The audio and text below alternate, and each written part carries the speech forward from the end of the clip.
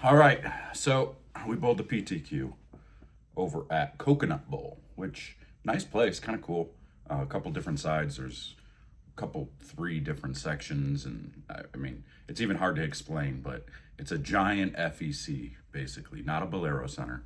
But it was a really nice place. Had all kinds of stuff, huge arcade, jungle gym, like rock climbing, like everything you can imagine was there. It's pretty cool, pretty neat little place, and it was fun. It was a cool place. So we bowled on a section where there was like 16 lanes or 18 lanes, or I don't even know how many there were. I think it was 18 or maybe 20.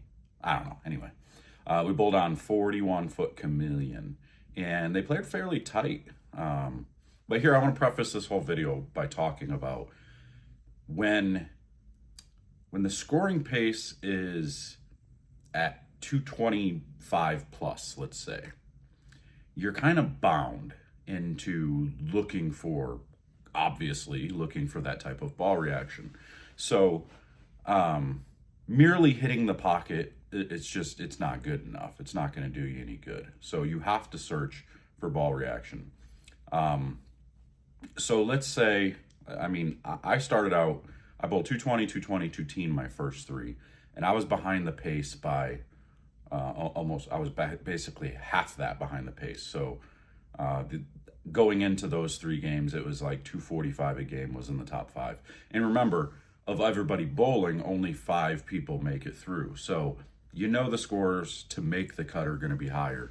You're not just trying to cash, you're trying to get into that top five to get into the tournament. So you know the scores are going to be higher, so you're searching for ball reaction. So my first game, I used an outer limit solid and a fairly strong ball. I mean, when I say fairly strong, on your typical Kaho shot or your typical patterns, it's really strong. And here, I needed more surface. I didn't touch it with surface because I'm like, I want to be able to use this for more than just the first game. I can sacrifice and hopefully just bowl good enough to bowl a good enough game. And I thought 220 was good enough to start. I bowled a clean 226, and then I went into the next game. And at the end of that first game, I'm like, okay, it's starting to slow down a little bit too much. I could see flat 10 coming into the picture. And so, which I did leave in like the eighth or ninth frame or something. So I just said, okay, I got to get the ball to go through the pins just a little bit better. So I moved my feet a little bit further left, and I slowed down a little bit and rotated a little bit. Kind of opened my angle up just a little bit, and I struck out in the 10th for 226. And then actually, I threw a fill ball. I threw the fill ball with the new hyperdrive, the new roto grip ball, which you guys are going to be pretty excited when that one comes out. That's a really good ball. It looks good. It reminds me of the old Hypercell. The numbers are almost identical to the old Hypercell, which is one of the ball that I used on a TV show back in 2014. I loved that ball. That ball was amazing. Anyway, so move over to the next pair, and again I bowled 226, and it was a lot of the same thing, kind of dealing with, I left a lot of swish sevens this week. I wasn't getting that light hit to carry, and that's a problem. So essentially going into this week, I said, okay, I'm gonna make some changes, and I'm going to make it to where I'm gonna get rid of that 4-pin flat 10 ball reaction, which is what I had in previous tournaments. And I got rid of that. I definitely got rid of that. Now, today, or yesterday, I should say, I dealt with the swish 7 stone 9 ball reaction. I left 13 swish 7s in 7 games. And I know that really doesn't sound like a lot, but that's almost 2 a game. That's a lot. And I think it was 8 stone 9s. And let me tell you, I missed a 10 pin in the 10th in the last game because it didn't matter. At that point, I really wasn't even shooting at it. I should have, but whatever. So technically I missed that, but let's just say I make that. I was technically clean 6 out of 7 games, and I was only 90 over. So that's a problem. That's tough. Now, I know where I went wrong afterwards.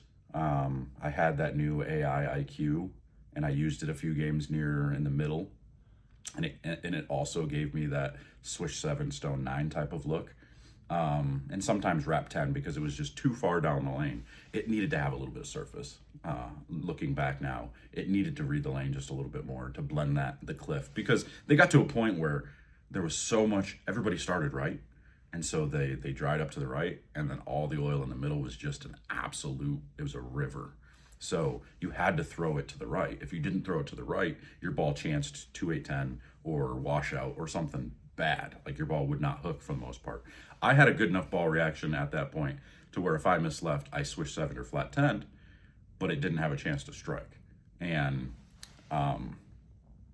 looking at my statistics, using easybowlingstats.com, which by the way, if you guys haven't downloaded that yet or went to easybowlingstats.com, you need to go check that out. There's all kinds of cool stuff on there now. A lot of AI introduced into it to where it can tell you your rev rate based on uploading a video. It can tell you your tilt and all that stuff. I'm pretty sure it can tell you your tilt.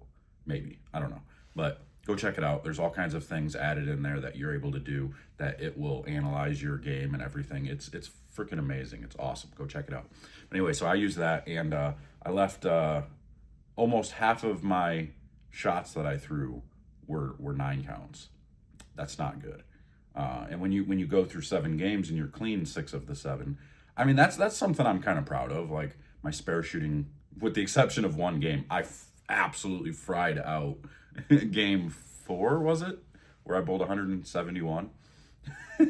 I was trying to get the ball to strike, and I got up on the left lane, and I stone 9. And I don't know what happened. I lost focus or something, and I missed it to the left. I mean, it hit the 9 pin, but it didn't knock it over. It was weird, and I was mad. Then I get up, and I strike on the right lane. I get back up on the left lane, and I make a move off of that 9 pin, and it 9 pins again. I'm frying out. I'm like, well, what in the bleepity bleep is happening right now? And I go up and I miss it again. The same way. Well, this time it didn't quite touch it. It just grazed by it. And I missed it again. I'm almost in tears, so mad, sitting on the couch, because they had couches on the side. I'm sitting there just like this, like what is going on? Quite literally the only spares, that my only open frames were in that game. And then I strike on the right lane again, and then I get up on the left lane again after stone 9 on this lane, and I blow her 7-10 for 171. It was just like, okay, all right, not my day. This is not going well. Yeah, and then I don't even remember. I think, and then I bowled 2-teen clean, 198 clean, and then I bowled 226 again on the end, or 227 or something on the end. Like it was just, and I used the origin. So the majority. So I started out with the outer limits solid, and I put a pin down layout on that to kind of get it to transition smoother. And then I used that hyper drive a little bit, and I used that AI IQ a little bit. I tried to throw a tension star a little bit, but it was too weak. Couldn't get it to hook in the right spot. It was a little too far down the lane. Which again, another ball that it would have been okay if I'd have hit the surface. If I'd have hit it with like a light 2000, just kind of take some of the shine off of it.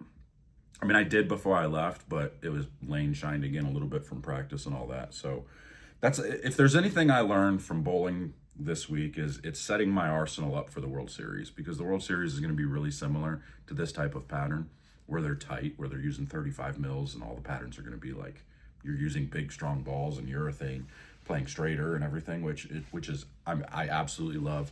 I really do like the way this pattern played. I think they did a good job designing it for that building. I wish the scores were a little lower, of course, but I mean, it is what it is. You know, you're bowling for 5 spots. Of course, the scores are going to be high for those top 5 spots.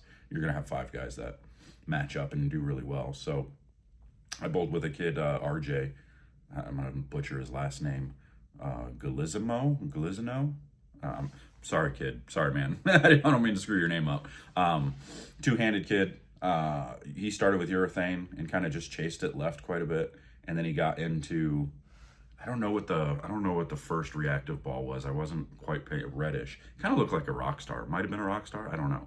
But then he got into an anger at the end, and it was kind of impressive. He bowled 250 game 6 to get his way into the cut, and then he missed a spare in the first frame of the last game, and then threw like a 6 or 7 bagger or something to secure a spot in. It was pretty impressive. He bowled really good. And then got it. Dallas. Bowled with him. He looked like he struggled a little bit to start. He tried to use urethane to start a little bit. He stayed further right than most guys a lot of the days, and he got into the stealth hybrid there. And he gave a lot of props to that ball. He said that's one of the best balls that they've came out with, and it looks really good. That's definitely a good ball. It wasn't the new stealth. It wasn't the new one out there, but not the stealth mode, but it was the hybrid.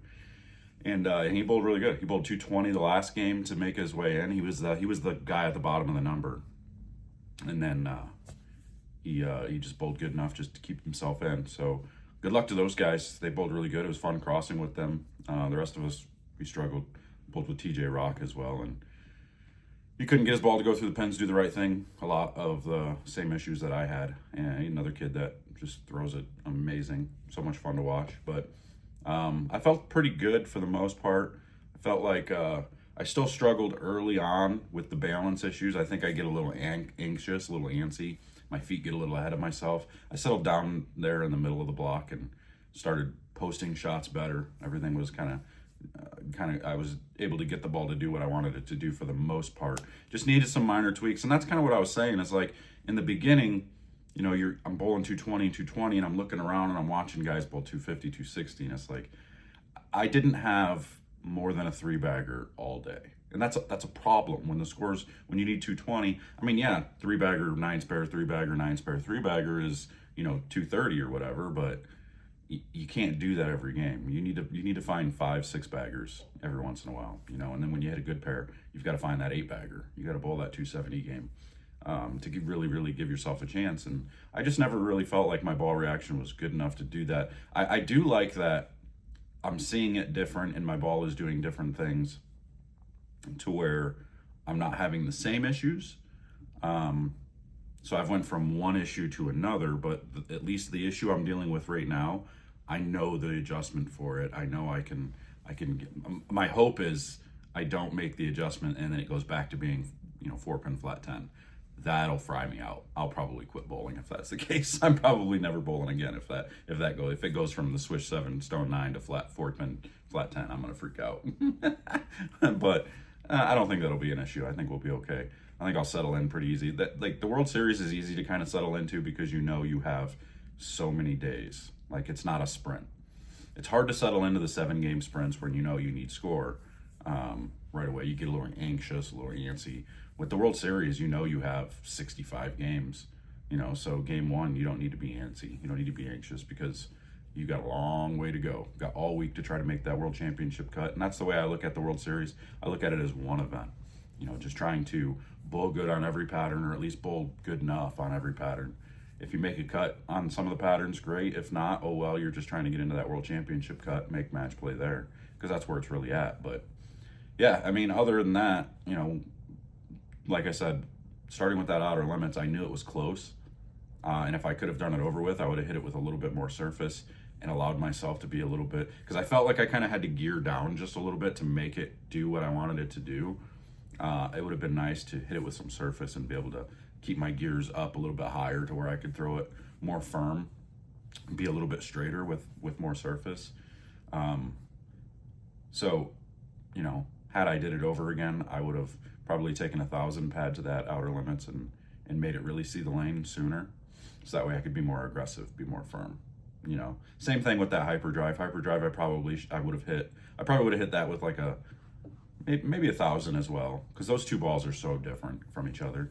The hyperdrive being a little bit quicker, not as slow as the outer limits was. So yeah, I would probably hit them with both with the same surface, which is what I'll do heading into the World Series. And then I'll do the same with that IQ and attention star. And I'll go through my bag and find some. I won't have a shiny ball in my bag. You can't have shiny balls out here. It's just they don't do you any good. They make them either too quick or too far down the lane. So you've got to get them to blend that middle part of the lane, because on these patterns, the middle part, they always get, I don't want to call them a house shot because they're not a house shot, but it gives you that feel. Whereas some of you know, on house shots, when you miss left, you know, your ball has a tendency to get too far down the lane because it's hydroplaning in the oil. And then if you miss early to the right, it overhooks off the friction. That's kind of what you see on these patterns. And you see that because of the way the lanes get broken down, quote unquote, correctly, I guess. They get made, again, quote unquote, easier which for a lot of us, it actually makes it harder because getting your ball to read through and blend that cliff, blend the over-under, is very difficult. So I got a good idea on what I need to do for that. I may drill a few balls this week. We're definitely going to practice. We're going to go practice during the week this week over there in between squads and stuff, go watch some bowling and everything and get ready for the World Series next week. But yeah, we're out in Reno and we're stuck here for the next 3 weeks at least, hopefully more. But yeah, so I'm gonna go have some fun. I wanted to give you guys a little bit of an update so you guys can see, what kind of happened yesterday. No, I didn't just show up with just a T-zone. I'm not gonna troll everybody that much, but it was fun. Had quite a few looks at different bowling balls to be able to try different things, and it was a good little, I guess you would call it a practice session, but felt pretty good all in all. Not too bad. 90 over, clean, 6 out of 7 games. Just missing, one hit a game again. Just real close. I was, kind of the same thing, just different way of going about it. So no big deal. World Series next week. I'll see you guys later.